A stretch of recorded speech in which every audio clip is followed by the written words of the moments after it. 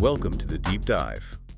Today we're unpacking, well, one of the really big internet dramas of recent years. Yeah, it's quite a story. It pits one of the most scrutinized billionaires on the planet, Elon Musk, against just one college student from Florida. Right. And the whole battleground is real-time location tracking. Specifically, that service that got so much attention, Elon Jet. Elon Jet. And it really makes you ask, doesn't it?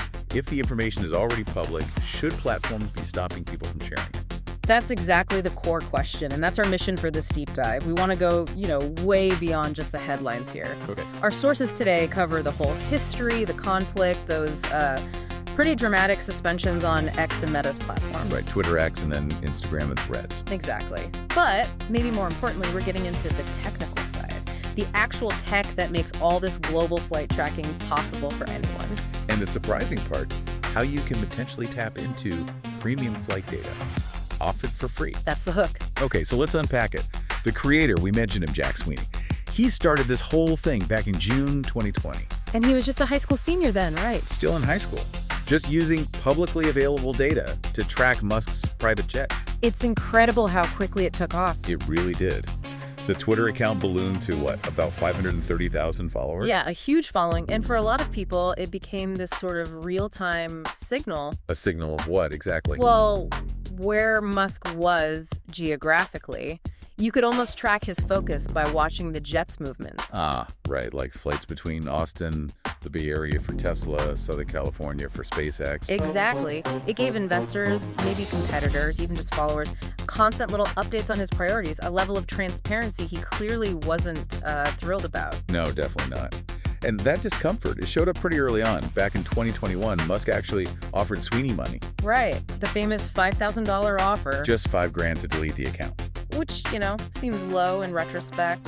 And Sweeney's response was, well, kind of brilliant, wasn't it? He countered asking for $50,000. Or an internship. Yeah. And he even gave Musk advice, technical advice, on how Musk himself could make the jet harder to track. That counteroffer, it was more than just haggling over price, I think. How so? It showed Musk that Sweeney really understood the tech. He knew the weakness Musk was trying to, paper over. He wasn't just some kid randomly posting data. No. He was basically selling silence, selling privacy based on understanding the system. And Musk, he refused. Blocked him sometime after January 2022. Okay, so then things got quiet for a bit. Until Musk bought Twitter. Then there was this really fascinating but very brief moment of stability. November 2022. I remember this. Right after the purchase, he tweeted about his commitment to free speech. Exactly. Famously saying it extended even to not banning the account, despite calling it a direct personal safety risk. That commitment didn't last very long, did it? Less than a month, actually. The reversal came fast in December 2022. Right. So first, the Elon Jet account got shadow banned. Its reach was limited. Visibility secretly reduced. Then briefly reinstated. And then, boom, December 14th, 2022. Suspended. Gone.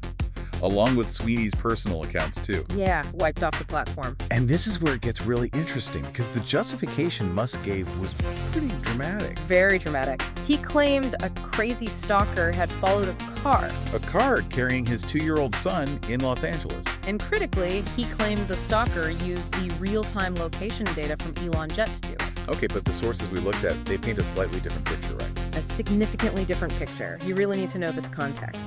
First, Sweeney wasn't sharing info about Musk's family or his cars, just the jet's location. Okay. But more importantly, the Los Angeles police detective who investigated that alleged stalking. What did they find? They found no evidence. Zero evidence that the supposed stalker had actually used Elon Jet data. Wow. Okay, so the link Musk claimed just wasn't there, according to the police. Correct, and the whole incident actually got even more complicated. How? Well, the South Pasadena police ended up labeling a member of Musk's own security team as a suspect. A suspect in what? In an assault with a deadly weapon involving a vehicle connected to that very same incident. Okay, hold on. So Musk blames Elon Jet for a safety risk. The police find no link to Elon Jet, and then his own security ends up under investigation related to it. It definitely complicates the narrative Musk presented. You have the platform owner citing safety based on public data, law enforcement finding no connection to that data, and then the focus shifting onto the security team's actions. That context is crucial. And this whole thing led to wider consequences on the platform. Absolutely. Musk announced he was taking legal action against Sweeney that same day, December 14th. And then the very next day, December 15th. Was the Thursday Night Massacre. Right, where several prominent journalists who were covering the Elon Jet story suddenly found their accounts suspended. Musk claimed they were linking to real-time flight info, which he called basically assassination coordinates. Strong language. But Sweeney didn't just give up, did he? Not at all. He adapted. Just a week later, December 22nd, 2022, he launched @ElonJetNextDay on Twitter. Adhering to the new rule, the 24-hour delay rule. Exactly. Playing by the new rules, and he didn't stop there. He expanded outwards, Mastodon, Telegram, eventually Threads, Bluesky. Still publishing the data, just elsewhere or delayed. Pretty much. Which brings us almost up to date, because the platform policing didn't stop with Twitter X. Right, just recently. October 2024, Meta got involved. Yes, Meta. So Facebook, Instagram, Threads. They suspended the @Elon Musk's Jet account on Instagram and Threads. And not just Musk's tracker, right? Others too. Yeah, they took down accounts tracking other public figures as well, like @TrumpJet, @Taylor Swift Jets, even @Zuckerberg Jet. Wow. And the reason Meta gave? Similar justification. Risk of physical harm, even though, again, the core flight data itself is public. It's maintained and made available by the U.S. Federal Aviation Administration, the FAA. Exactly. So you have the world's biggest social media companies banning accounts, talking about assassination coordinates. All based on data that's fundamentally public, collected by a government agency, and actually broadcast by the planes themselves. Which perfectly sets up the next part of our dive. How is this kind of tracking even possible for everyone? What's the tech? Okay, let's get into it. Right. The system behind all of this is called ADSB. ADSB. What does that stand for? Automatic Dependent Surveillance Broadcast. Basically, you need to think of modern aircraft less like just planes and more like little flying radio stations. Okay, broadcasting what? They're constantly transmitting their position, their altitude, speed, even their unique ID code, all using a special transponder. On a specific radio frequency. Yeah, the 1090 megahertz band. And the absolute key detail here, the one that makes Elon Jet and everything else possible. The signal is completely unencrypted. Wide open. Wide open.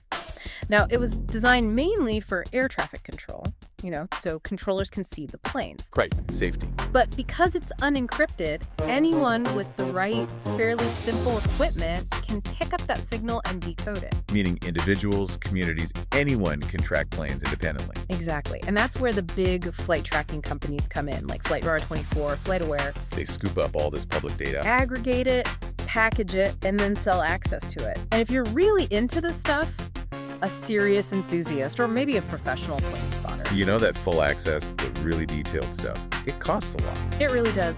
These commercial services aren't cheap if you want all the bells and whistles. We looked it up.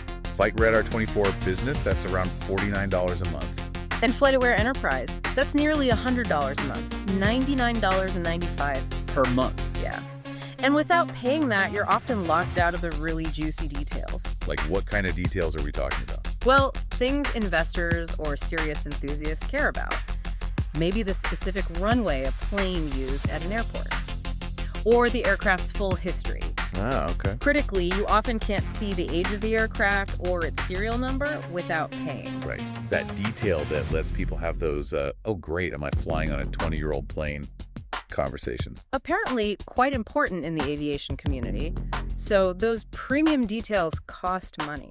Okay, but this leads us to the big aha moment, doesn't it? Yeah. The secret hiding in plain sight in our sources. It really is a fantastic little secret. You can actually get around those hefty subscription fees. Yeah. Get that high-level access completely free. By becoming an ADSB feeder. A feeder? What does that mean? It's basically a data trait. You set up a small receiver at your location. To pick up those public ADSB signals from planes flying overhead. Exactly. You capture that raw local flight data, and then you feed it. You send it electronically back to the big commercial services like Flightradar24 or FlightAware. And in return for providing them with that data, your account gets upgraded. That subscription, which could be worth, over $1,200 a year for some of these business plans, becomes your reward for free. That's incredible. Trading local public data for a really expensive subscription. What kind of tech do you need? Is it difficult to set up? Surprisingly, no. It's really modest hardware. You basically need a small computer. Something like a Raspberry Pi is perfect. Like those tiny, cheap computers. Yeah, models like the 02W or the 3 Model B Plus work great. then you need an inexpensive little USB device. Okay. A generic USB TV tuner, actually, but one that works for software-defined radio, or SDR, specifically ones with certain chipsets like the RTL 21832U. Very common, very cheap. Okay, Pi plus a cheap USB tuner. Then software. Yeah, you install a specialized software image onto the Pi. It's usually based on Debian Linux. This software handles receiving the signals and feeding the data out to the services. And it can feed multiple services at once, like Flight Radar 24 and FlightAware. Yes, simultaneously. You're essentially turning a bit of unused tech, maybe an old Pi sitting in a drawer, into a node in this global data network. So you set this up, you start feeding data. How do the companies know it's you? How do you get the free premium access? They recognize your feed pretty quickly. For Flight Radar 24, for instance, once your feed is stable, they give you a unique sharing key. Okay. And they assign your feeder a radar code. Like if your feeder is near Haneda Airport in Tokyo, your code might start with TRJTT, followed by some unique character. And your account status just changes. Instantly, it flips over to their business plan.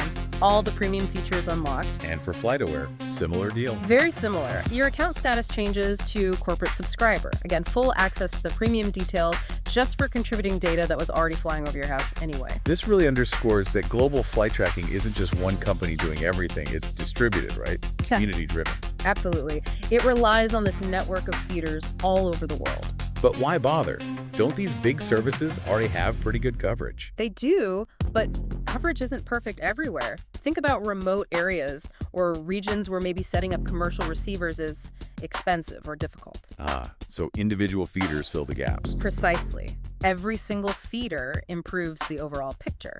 It increases the reliability, the accuracy of the system for everyone, not just enthusiasts, but commercial airlines, logistics companies, even government agencies rely on this data.